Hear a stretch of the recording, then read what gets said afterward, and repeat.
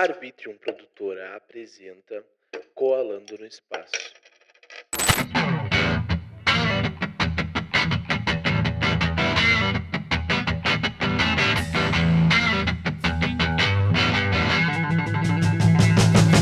E aí, meus amigos, tudo bem com vocês? Eu sou o Will e estamos começando mais um episódio do Coalando no Espaço, aquele podcast onde eu vou até a tua casa, pode ser via internet, pessoalmente, tanto faz. O que importa é que a gente vai conversar e trocar uma ideia, eu vou te entender, tu vai me entender e no final o papo vai ser muito bom. Hoje eu estou aqui com uma pessoa toda tatuada. Quero saber sobre as questões das tatuagens dela, o que significa cada uma, porque eu tenho o significado das minhas tatuagens, então eu acho que todo mundo tem significado nas suas tatuagens. Estou aqui com a Amanda Mota, tudo bem contigo? Oi, tudo bem? Tudo certo. Coisa boa. Como é que foi teu dia hoje? É a primeira coisa que eu sempre pergunto. Então, hoje foi um dia que ao mesmo tempo ele foi um dia calmo, né? Mas foi corrido também. Às vezes a gente tem um trabalho no dia, mas aquele trabalho super desgasta, assim. Mas até então tá tudo de boa, tá tudo certo. Como é que foi? Coisa boa. O meu dia foi bem corrido. Olha ali, o pequenininho. Tu tá aparecendo, cara. Não pense que não tá aparecendo, porque tu tá aparecendo. Mas eu quero saber assim, te apresenta pra mim, te apresenta pra quem tá nos ouvindo, porque eu não te conheço e quem tá nos ouvindo também não te conhece. Legal, então. Primeiramente, boa noite, porque agora já não sei qual horário que o pessoal vai estar assistindo, mas aqui a gente tá gravando à noite. Então, quero dar boa noite pro pessoal. Eu me chamo Amanda Mota, eu tenho 29 anos, sou influenciadora digital já faz 5 anos já. Faz 5 anos que eu vivo somente do Instagram, somente com o que eu faço aqui no Insta. E sou mãe de 2 meninas, né? Atualmente sou casado com uma mulher também. E não sou uma pessoa que bota significado nas tatuagens. Sinto muito te decepcionar. Olha, eu vou te contar que o meu braço esquerdo, esse aqui, pra quem não tá só nos ouvindo, tem um monte de tatuagem pra ser na tela. Ele tem todo um significado. E eu tento fazer cada tatuagem ter um significado. Só que o que acontece? Eu primeiro tatuo e depois eu penso no significado. Entendi. Bom, eu não, assim, eu gosto muito da tatuagem em si. Eu acho, tipo assim, muito estiloso. E desde pequeno eu sempre gostei muito, sabe? E a tatuagem, ela tem mais sobre uma liberdade de expressão pra mim do que me apegar, assim, em significados e tudo mais. Então, eu não sou o tipo de pessoa que tem uma pasta cheia de tatuagens e aí quando vai fazer, vai escolhe uma, não. Eu escolho na hora que eu vou fazer. Na hora eu vou fazer uma tatuagem, eu escolho o que eu vou fazer. Eu sempre penso em um lugar, assim. Tem lugares que são os lugares preferidos de tatuar. Que nem, tipo, eu gosto muito de tatuar o rosto, eu gosto de tatuar o pescoço. Lugares que vão aparecer bem, assim, que vão gerar algum tipo de mudança, assim. E isso que eu ia te perguntar, eu vi que tu tem algumas tatuagens no rosto e no pescoço. Tu sofreu muito preconceito? Olha, eu ainda sofro, vamos dizer assim, sabe? Vamos dizer que principalmente pelo fato de eu ser mãe, que a sociedade tem uma ideia de que, pelo fato de que a gente é mãe, a gente tem uma família, enfim, a gente tem que ser mega conservadora, tem que seguir ali um padrão, sabe? E eu já ouvi muitas coisas do tipo, nossa, tu já é mãe, vai colocar piercing. Nossa, tu é mãe, vai fazer mais tatuagem. Mas tu é mãe, tu tem que pensar se vai fazer tatuagem no rosto. E hoje é muito doido, porque eu acho muito estranho quem não tem tatuagem, assim. Quando eu encontro uma pessoa que fala, não tenho nenhuma, eu fico, mas como pode isso? Então, tipo assim, principalmente para trabalhos, assim, em relação a marcas no Instagram, para marca de roupa, principalmente, eles escolhem padrões específicos de mulher em relação a corpo, cabelo, tudo isso, assim. Então, eu tinha o meu cabelo há um tempo atrás que ele era um meio a meio, assim, que era a minha marca registrada. Eu amava o cabelo daquele jeito, que ele era metade loiro, metade ruivo. E eu, na época, assim, apesar de muita gente gostar, eu acabei fazendo uma consultoria de... E a moça que fez comigo na época achou necessário mudar a cor do meu cabelo porque tava muita informação, assim, cabelo meio a meio, cheio de tatuagem, enfim. E eu mudei, assim, depois me arrependi muito. Por causa dessa ideia de que a gente tem que seguir um padrão, tem que ser... E aí as marcas acabam que não escolhem muito, assim, para trabalhos específicos, só quando é para falar sobre diversidade, para falar sobre conscientização, sobre essas coisas, daí eles usam um pessoal diferente do padrão. Mas Claro. Claro. E tipo assim, ó, eu vejo que a internet em si, ela tá sendo muito utilizada pra galera trabalhar, baixar a cabeça e trabalhar, né? Tu vê a internet sendo tu falou, tu se sustenta por causa do Instagram. Mas e se o Instagram morrer? O que vai acontecer, tu acha? Tu acha que vai aparecer outra rede social? Tu já tem o TikTok preparado pra tu cair de cabeça no TikTok? Ou como é que vai ser? Tipo, tu tem um exemplo, um FGTS, uma rescisão da internet, como é que isso funciona, sabe? Nossa, isso é muito louco, porque assim, quando eu comecei a trabalhar com o Instagram, eu era técnica de enfermagem, eu trabalhava num hospital. E aí, na época, era tudo mato, assim, nas redes sociais. Aqui na minha cidade, pelo menos, né, eu digo na minha terra, não tinha muito micro-influenciadores. Então, não tinham pessoas do mesmo padrão de vida que eu, que pudesse me representar, assim, nas redes sociais, que eu me sentisse representada, sabe?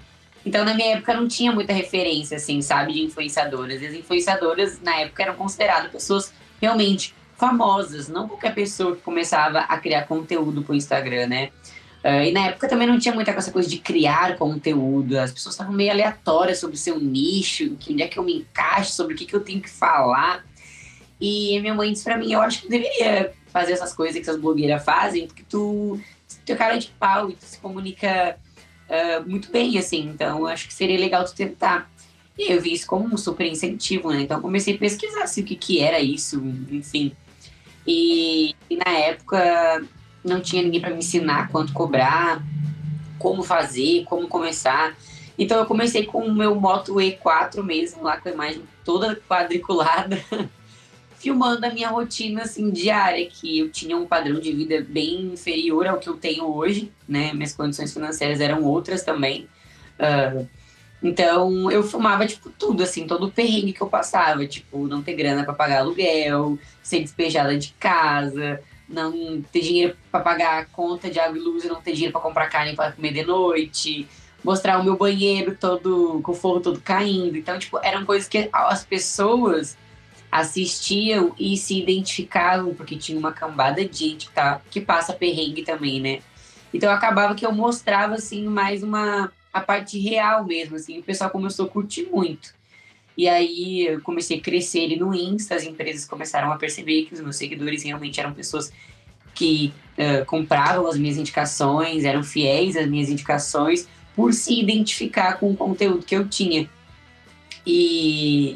Só que as coisas foram mudando, sabe? A gente teve que se atualizar. Na época, como eu te falei, eu era técnica de enfermagem e tu não precisava de muito estudo para fazer isso, né? Era só ter o teu telefone e ter que ser criativo, ser cara de pau, não ter vergonha de fazer stories. E eu era sempre muito polêmica, então eu adorava dar opinião sobre as coisas, enfim. Só que agora é diferente, assim, tanto que eu tenho TikTok, mas eu não alimento meu TikTok. E eu sei que isso é muito errado, porque é uma outra ferramenta que a gente pode monetizar também, né, o TikTok. E lá tem bem menos essa questão de censura quanto a conteúdo. Então é bem menos descomplicado para te criar conteúdo, mas também é um pouco mais complicado para te consumir. E assim, vou começar a fazer faculdade de publicidade e propaganda, justamente porque o meu foco não é mais viver da divulgação, né? Tipo, não quero eu vivo há 5 anos no Instagram de trabalhos para marcas, assim, fazer divulgação, criar campanhas, participar de campanhas, mas esse não é mais o meu foco tanto hoje. Eu vou continuar trabalhando nisso até que eu me encontre dentro dessa faculdade e identifique com algum setor, alguma área que eu vou querer me especializar um pouco mais para estar investindo nisso, assim, né? Sim, olha, pelo que tu tá me falando, uma área que tu vai te encaixar é na parte de fazer planejamento para outras pessoas. Ai, nossa. Basicamente...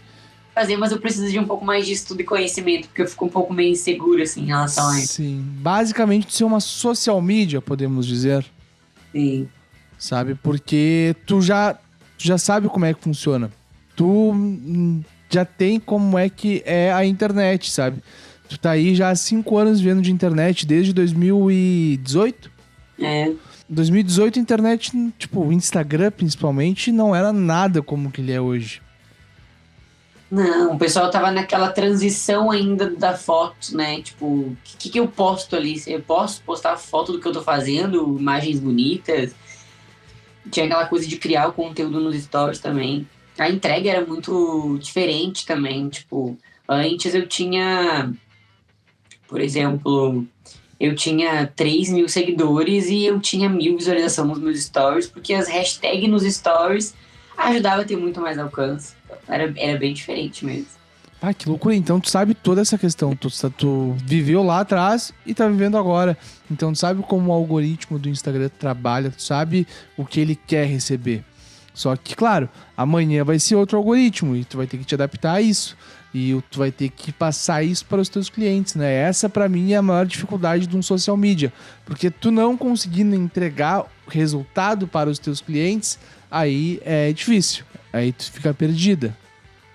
Até porque mesmo que hoje seja um trabalho, assim, tanto do influenciador quanto do social media, vamos dizer, que tá mais normal, bem entre aspas, ainda assim é uma coisa muito nova. Tem muitas pessoas que acham caro, que acham...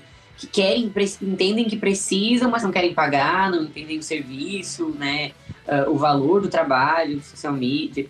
Porque tem todo um lado criativo, né? A gente que trabalha com a internet, a gente tem que ficar igual um músculo ali em relação à criatividade, né? Tem que ficar exercitando e lidando com aqueles momentos de bloqueio criativo que nada funciona e a gente fica frustrado. E essa pra mim é a parte mais difícil, assim, é o ser criativo constantemente. Olha, eu vou te contar que tem vezes que no Coalando eu não tenho ninguém pra chamar pra entrevistar. E eu penso, ferrou, não vai ter podcast mais. Eu me sento, paro 5 minutos, consigo 15 gravações já, sabe?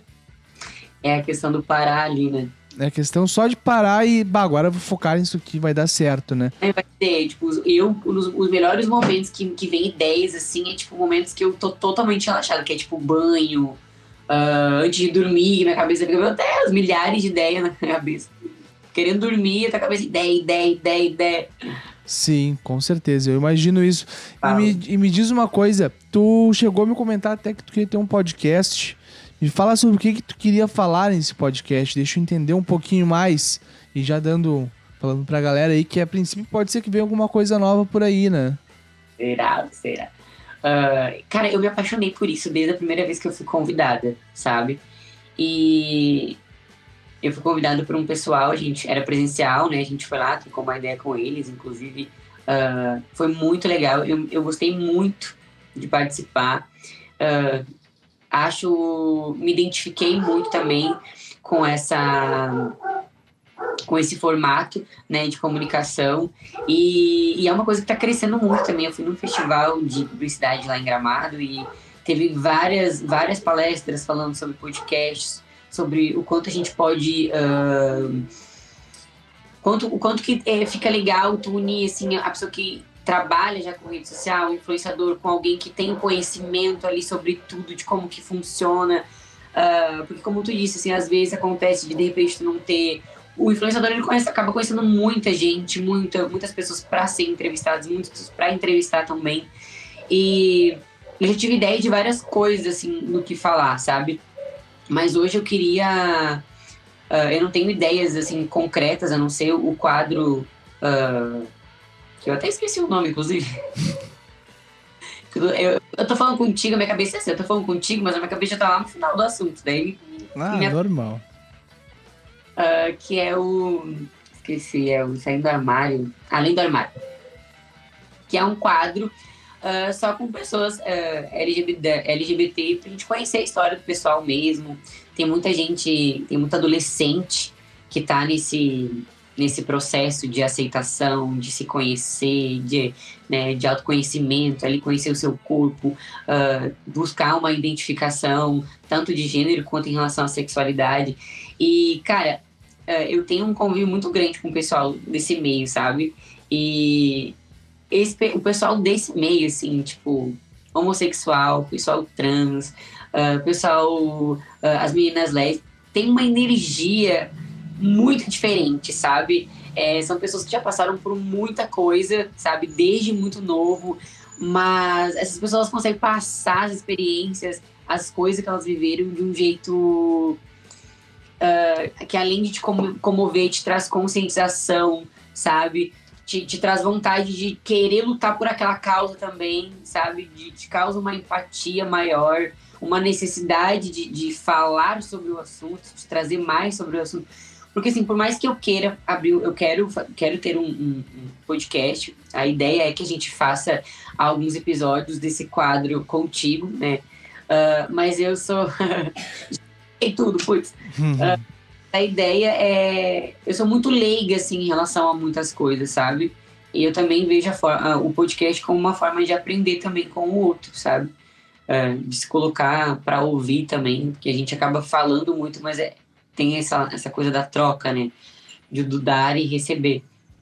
E eu vejo uma necessidade maior da gente estar falando sobre isso, ainda mais hoje, assim, sabe?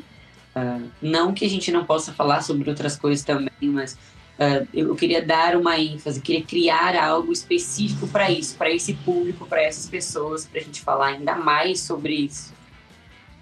Isso é muito importante, Eu já trouxe algumas pessoas aqui e a Valéria Barcelos participou aqui do Coalando e também participou do outro podcast que eu tinha, que a gente falava sobre as questões sexuais e tal, e a gente fez uma sequência de episódios LGBT.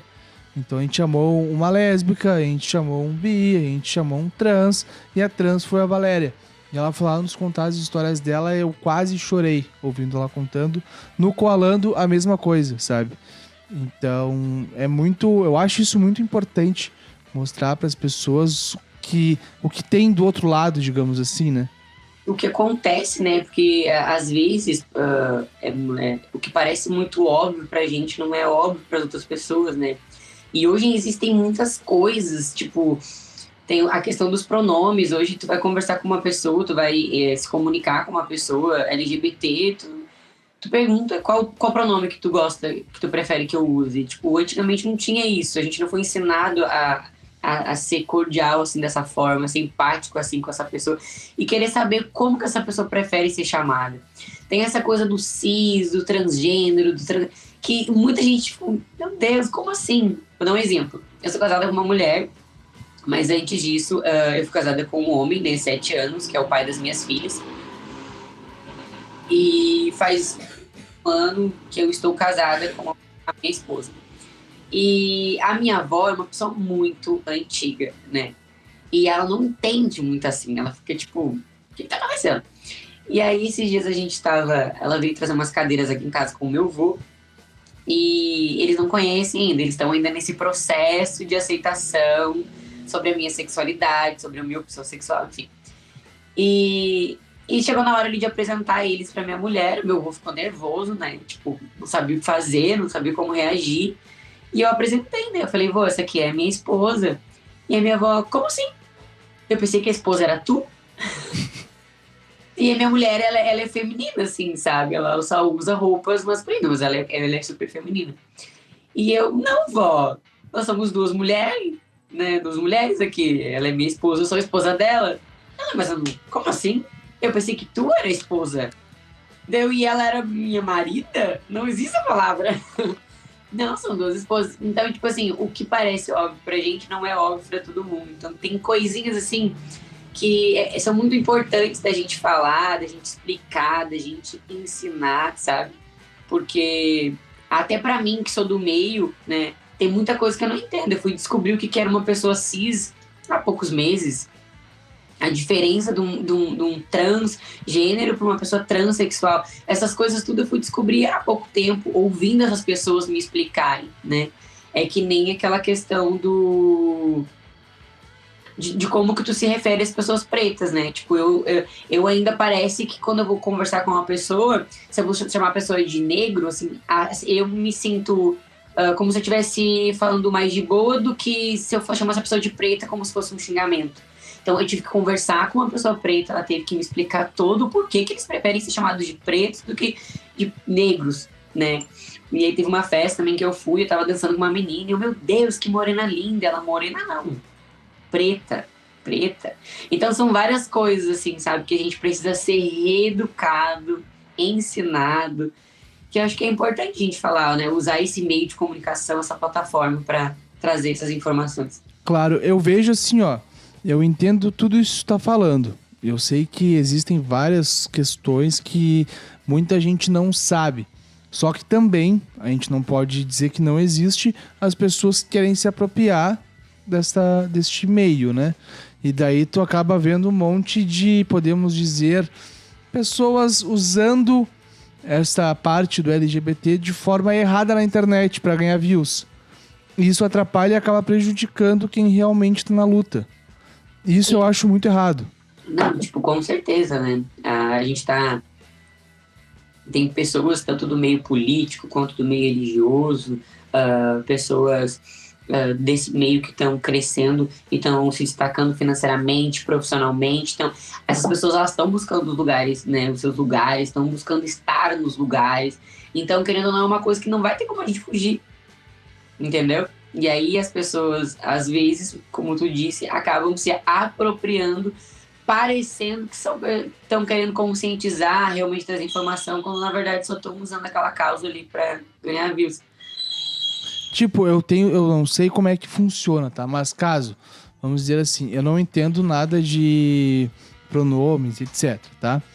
E eu chego pra ti e falo, começo a conversar contigo te chamando de ela. Só que tu acha que tu deve ser chamado de ele, tá? Tu se sente ele. E se eu continuar começar falando contigo, não sei o que, ela, falando como se fosse uma mulher, tu tem que me falar, tipo, não me chama de ela, numa boa, né? Só que eu vejo nas redes sociais o pessoal se estourando, indo pra cima, sabe? E eu fico, cara, para com isso, sabe? Eu fico me sentindo mal, muitas vezes, quando eu vejo isso, nem é comigo a situação. Eu só tô lendo e eu fico, meu Deus do céu, pra que isso, tá?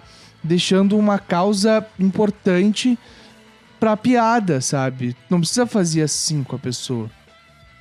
Eu vi um caso, assim, de algum famoso esses dias, que era uma coisa assim, a pessoa poderia ter explicado e respondido, né? Mas tem que ver todo um contexto, assim, da história, né? Tem casos e casos. Às vezes acontece comigo também, eu vou bastante em rave, e nesse tipo de festa a gente encontra um público bem diferente, assim, um público bem diverso. E às vezes acontece, a gente está conversando com uma menina, que ela prefere ser chamada pelo pronome ele, né? E aí eu entendi que a melhor forma, às vezes, do que perguntar, né, qual pronome usar, é perguntando o nome da pessoa. Pelo nome, a gente já consegue ver qual que ela gosta de ser chamada. Esse tempo eu tava no shopping e veio uma seguidora, que não, ela era menina, mas ela gostava de ser chamada como um pronome ele. E ela pediu pra tirar uma foto comigo e tudo mais. E eu vi que eu tava chamando ela de ela mesmo ela estando vestida totalmente discriminada. E aí eu... Não, peraí. Qual o teu nome? Ela falou, Lorenzo. Eu... Ok. Então, Lorenzo, aí corrigi ele, sabe? Uhum. Claro que pra gente que tá aprendendo, ser corrigido de forma ríspida, o cara fica com vergonha. Mas o cara fica com vergonha também, porque o cara pensa... tem algo que eu poderia estar fazendo, que eu não tô fazendo, pra buscar mais informação sobre isso? Ou, de repente, eu não tô dando tanta importância porque não é o meu meio. Não tenho pessoas que eu convivo desse meio, então não tem necessidade de eu querer ficar sabendo muito sobre isso. Então, quando a gente começa a conviver com muitas pessoas desse meio, a gente começa a ter um pouco mais de cuidado para falar, para se comunicar de forma... como eu disse, eu vou em rave, então eu encontro muitas pessoas diferentes, assim. Então, nesse meio a gente tem que ter um pouco mais de cuidado, porque lá o pessoal prega muito isso, a liberdade de expressão e tudo mais. Então, é um ambiente que a gente tem que... Então, eu tive que tomar um pouco mais de cuidado, tive que procurar saber mais das coisas. Quando alguém vinha falar comigo, tipo, sou uma mulher hétero, cis, eu ficava tipo... que é isso? Fala português. Aí fui pro Google, né? O que é o CIS? Daí entendi, tá, ok. Aí ainda vou assim, às vezes eu encontro umas nomenclaturas diferentes, vou lá dar uma pesquisada pra me saber também. Eu morro de medo e de vergonha de, sei lá, um dia tá conversando com alguém me perguntar alguma coisa e eu não saber responder. Sim. Isso dá vergonha. Ah, eu imagino. Mas então, olha só, vamos indo pra nossa reta final, tá? Que a gente tem mais coisas pra conversar depois aí em off. E já estamos no nosso tempo na gravação, tá? E eu quero saber de ti o que te espera pra esse final de ano. Nós já estamos na metade do ano, o ano passou voando. E eu tô pensando, caramba, amanhã já é Natal. Juro. Aí a gente passou por uns anos bem difíceis aí, tanto em relação à política, economia, educação, segurança, saúde. E eu confesso pra ti que assim, ó, eu tô vivendo um dia de cada vez, assim, sabe? Ainda mais a gente que trabalha com a internet, a gente tem metas, mas a gente não fica olhando muito lá pra frente, não, porque hoje é uma coisa, amanhã já tá tudo diferente. Então, eu tomei alguns passos esse ano que eu não esperava estar tomando, que é o lance da faculdade. Eu também vou fazer um curso de PNL introdutório, vou fazer um curso de PNL intensivo. Então, o meu foco esse ano é estudar bastante para me conseguir sair um pouco desse meio de divulgação e começar a construir algo com mais autoridade, poder ensinar outras pessoas as coisas que eu sei, que é o meu foco, né, o meu objetivo. Então, esse ano eu quero abaixar a cabeça e estudar. Ah, coisa boa. E tu vai conseguir, já tá fazendo, né? E olha só, me passa as tuas redes sociais e considerações finais pra gente poder encerrar esse episódio com chave de ouro. Claro, meu Instagram é Senhora Mota, com 2 T's. E por enquanto vocês me acompanham lá, logo eu vou alimentar mais meu TikTok ali, eu prometo. Prometo me tornar uma TikToker. E quero agradecer a oportunidade aí, essa conversa foi muito legal. Acredito que tem bastante coisas legais pra mim. Coisa boa, fico muito feliz. Muito obrigado por ter aceitado aqui. E pra tu que tá nos ouvindo, gurizada, vão seguir lá nas redes sociais, já passou tudo aí na tela, tá? E também me sigam nas redes sociais. O William Gauss tá pulando aí nas telas também. Colando no Espaço, Arbítrio Produtora. E não se esquece de deixar o like, comentar, ativar o sininho, seguir no Spotify, compartilhar com teus amigos, tá bom? Se cuidem, até uma próxima, um beijo e tchau.